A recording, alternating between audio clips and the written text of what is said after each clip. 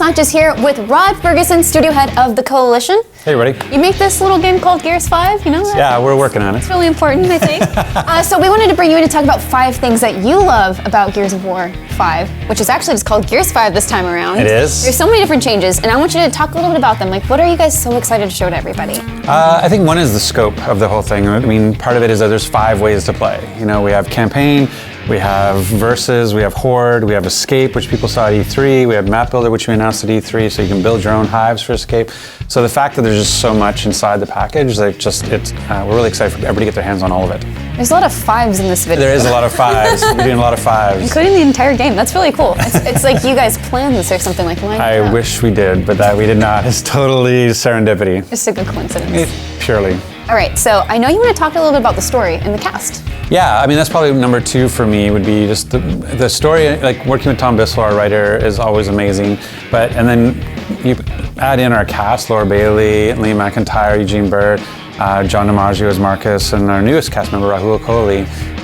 It's just, they're such a fun group, and they're able to bring this story to life. You know, to be able to switch perspectives and make it Kate is the protagonist in Gears 5, if you haven't heard, and to be able to tell the story from her perspective, and the way that this cast comes together. And we were able to do a performance capture for the first time in a Gears game, which was really exciting to get them on stage and not only doing the voices but also doing the body, you know, the emotion as well. So it's able us to deliver, as you saw at last E3, like we're able to deliver sort of a more emotional, more impactful performance. And so I'm really excited for people to get their hands on that. Can you give us any little tidbit? About the story? Yeah. Like the tiniest. We're going to be talking about it in September. So as we go back into, everything is having its beat. You know, we had Escape at E3. We're about to go into the tech test. People get their hands on in Versus. In July, we're going to go into Horde in Gamescom in August. And then September, we're back to campaign, and we'll find and talk more about Kate's story there. Perfect. So now we know we're going to hear more about that. Right.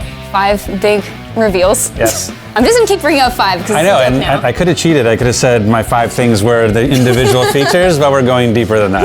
Yeah. So another big thing that you guys are trying to bring to this is approachability. Yeah, well, it's one of the things. Number 3. Yeah, so number 3 is, these are not stack ranked. There's not in any particular order. Yeah, it's just the notion of, you know, Game Pass really changes the way that you have to think about game making, you know, in terms of that. Before there was a $60 barrier that would say, like, am I in or am I out? And am I willing to pay $60 to be in? And now with Game Pass, all of a sudden this tile will light up in people's game library and they'll be like, oh, you know, hopefully they've heard of it at that point. Like, oh, there's this game coming, and it lights up on their dash. They're gonna go like, I wonder what that is. And maybe they've never played a Gears game before in their life. Maybe they don't know anything about it, or they've never tried it. And so we've had to really come to the game with an idea about how do we make it approachable for new players. So things like Boot Camp, which you got to check out, as a way to try to introduce people to the mechanics of Gears of War. The new mode that people are going to get to play in July and part of the tech test, called Arcade, is a new way to play Versus, which is a little bit more casual in the sense that it's more fun. People worry about shotgun in the face while bouncing when they think about Versus, which is totally valid and a fun way to play, but there's like trying to find another aspect to it so people don't go in and think, oh, you haven't been playing for the last 15 years, well then you're out. And we wanted to make sure there was a way for people to get in and play Versus and have fun, and we feel like Arcade does that. And then there's actually accessibility parts of that too. Like, we're really focused on supporting the adaptive controller, you know, remap your controls. We put a bunch of stuff in, like auto targeting if people need that, turning off camera shake, turning off vibration, changing subtitle sizes and all that kind of stuff. So we try to make it much more approachable as a Gears game. Yep, and that's also important as you're welcoming new audiences into Gears. Absolutely. Hopefully they'll go back and play every other one too. Yeah, I mean, this is sort of this is the kind of year for Gears for that. You know, as we reached beyond just players we've always had, which we're grateful for and are really appreciative that they stayed with us all this time. But when you look at Gears Tactics and Gears Pop, like, you know, a mobile game and a PC game, and what we're doing in the console space as well. And although Gears 5 is coming to PC, in fact, it's coming to Steam for the first time, so which is great.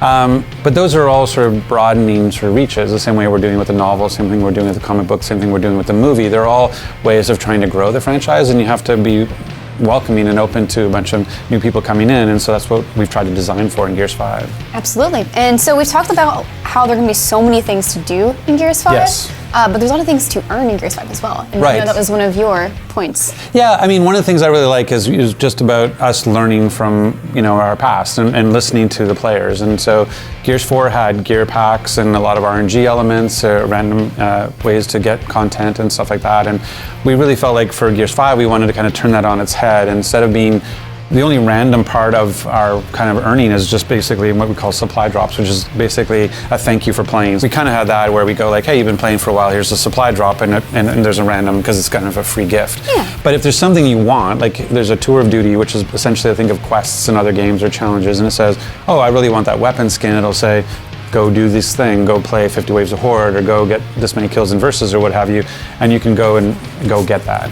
And then there will be premium content, which if you want it, it'll be there like, hey, this costs blah, and you go like, oh, I want to go and get that, and I'll pay for it. Because when you look at the player base, you realize there's kind of two sides to every player, and there's the people who have time and no money, and people with money and no time, and so you want to make sure there's something for both sides of that, and sort of listening to like, hey, what do the fans want? And so we found like, paying for a chance to get something is not, obviously, people are not enjoying that as much as the feedback we're getting from 4. Yeah, it seems to be a common. Yeah, exactly. So that's why we've completely flipped it on its head. And so now it's like earn specific things, buy specific things, and the only bit of RNG there is just in our free gifts, which is like as you play, we'll pick from a pool and give you content as you go. Mm-hmm. And plus you can also craft stuff as well. So if there's something and you're like, oh, I really want that and I'm not getting it as part of the supply drop, you can just, you can scrap a bunch of stuff and use that to make the one you want. It's a lot of ways to get things and a lot of ways to earn things through these 5 new modes that you have in this video about 5 things you love about Gears 5. And as long as we stay around 5 minutes, we'll be good. So that's all we're trying to get to. I don't know if we're at 5 minutes. But we do have our final thing. So in Gears 4, when you had the Xbox One X, you had to say, do I want visuals or do I want performance? Do I want 4K or do I want 60? And then it was 60 in multiplayer, but it was 30 in campaign. Mm-hmm. And I'm really happy to say that based on a bunch of work by some super talented people back at the studio, we're actually both. We're 4K and 60 on Xbox One X. So you don't have to make that choice anymore, which is great. And now we also are able to support 3-player split screen. So all of our modes support 3-player split screen. So that idea of couch co-op and being able to sit on the couch and play together with 3 people is going to be exciting. So that's one of my favorite things. So those were 5 things that you loved about Gears 5. And we didn't even get into all of them. I mean, Linda Hamilton as Sarah Connor and Gears 5 is going to be crazy. Yeah, I think there could have been so many more things we could talk about.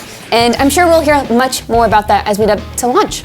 Yeah, September 10th, September 6th, early access. All right, well, thank you so much for joining me, Rod. And for more on Gears 5, keep it on IGN.